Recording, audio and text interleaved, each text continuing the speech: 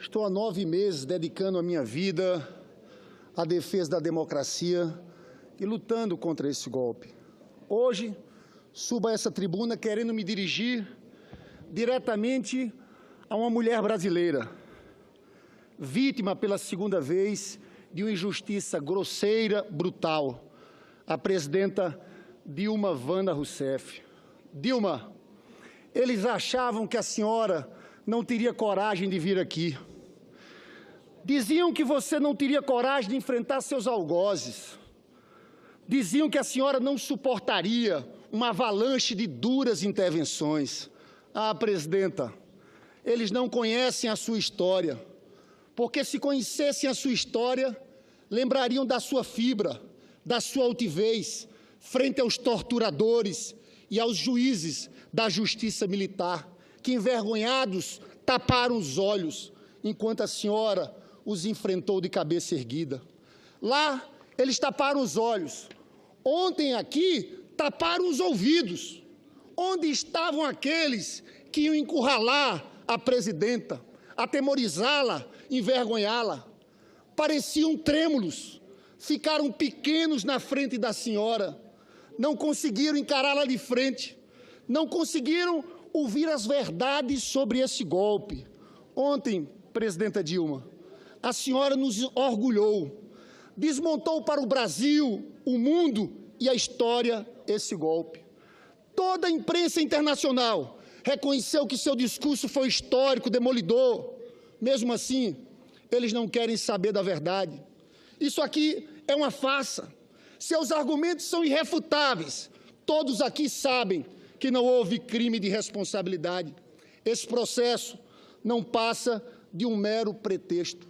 Por isso, reafirmo, isso aqui é um tribunal de exceção, no qual as provas são absolutamente irrelevantes. O que está por trás de tudo isso, Dilma, é outra coisa. Esse tribunal de exceção foi montado para condenar um inocente e tentar salvar culpados de corrupção. Não é a senhora que tem contas na Suíça. Até o mais ferrenho opositor reconhece que a senhora é uma mulher honesta. São os seus algozes que temem o braço da justiça e as investigações. A senadora Gleisi tem razão. A Câmara, presidida por Eduardo Cunha, não tinha autoridade moral para abrir um processo de impeachment contra a senhora. E o Senado Federal também não tem autoridade moral para condenar uma mulher honesta e inocente como a senhora. Está claro para todos que um dos motivos desse golpe é querer estancar a sangria da Lava Jato com o sangue de uma inocente. Eles não aceitam mais que o povo tenha voz e voto, porque essas elites nunca tiveram compromisso com a democracia nesse país. Como pode esse povo ter a ousadia de discordar das elites da Avenida Paulista e eleger, por 2 vezes como presidente, um ex-retirante nordestino e 2 vezes uma mulher que combateu a ditadura, que essa mesma elite apoiou e financiou? Dilma, eles não aceitam que um filho de trabalhador, um jovem negro, morador da periferia, entrasse em nossas universidades públicas. Dilma, fiquei emocionado quando vi na UFRJ uma turma de estudantes de medicina em sala de aula. Metade, presidenta, era de negros. Presidenta Dilma, graças a você e Lula, está surgindo a primeira geração de médicos negros nesse país. Antes, essas vagas eram reservadas para os filhos das elites. Ah, como eles se incomodam com isso. Por isso, Dilma, eu repito a frase da estudante cotista, Suzana da Silva, que disse: a Casa Grande surta quando a filha da senzala vira médica.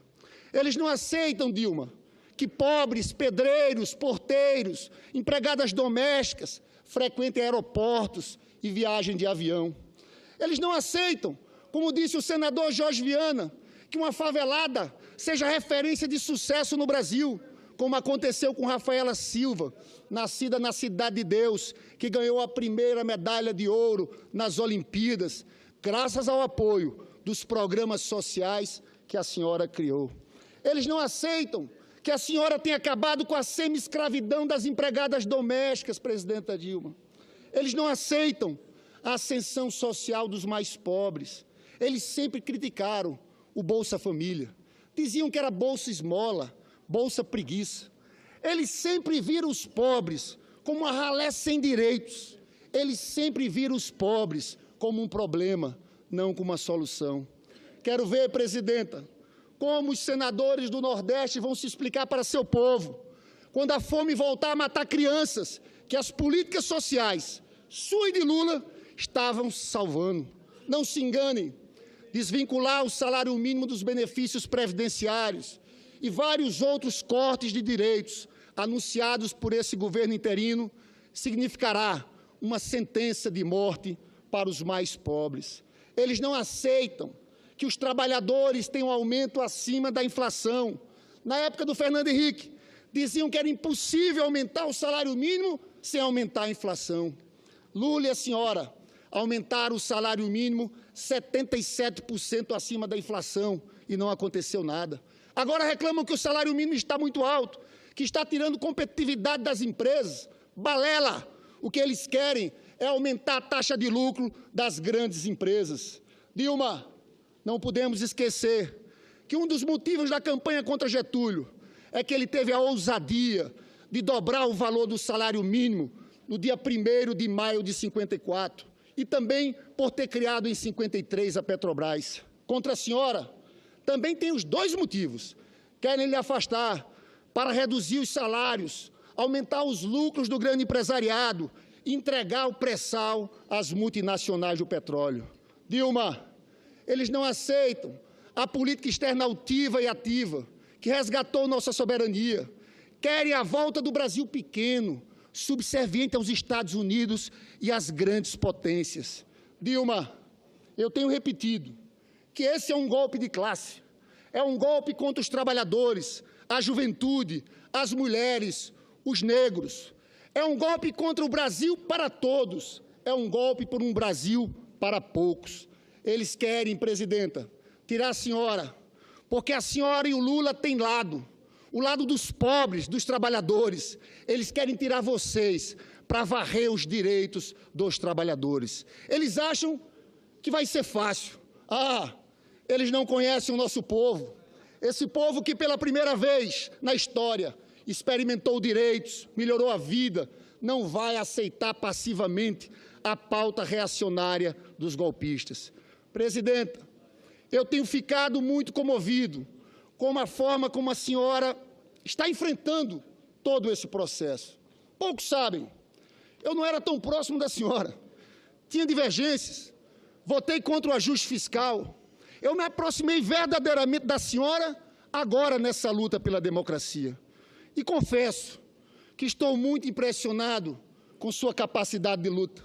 Às vezes me pergunto, de onde a senhora tira tanta força, tanta energia, tanta coragem para enfrentar tudo isso? Mas não é só isso. Te conhecendo mais de perto, vejo a sua honestidade, a sua integridade, sua capacidade intelectual, seu compromisso com os mais pobres. Presidenta, pode dormir tranquila. A história te reserva um lugar de honra, ao contrário de quem votar pelo impeachment, condenando uma pessoa que todos sabem que é inocente. A história será implacável e cobrirá de vergonha todos os que cometerem essa grosseira injustiça, como fez com torturadores e ditadores do passado.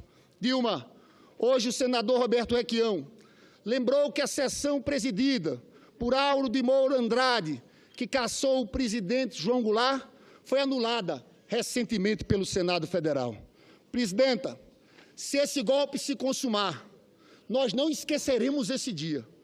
Muitos brasileiros e democratas vão lutar e vai chegar um dia em que uma sessão do Senado Federal anulará o que está acontecendo da mesma forma que anulou a sessão de João Goulart.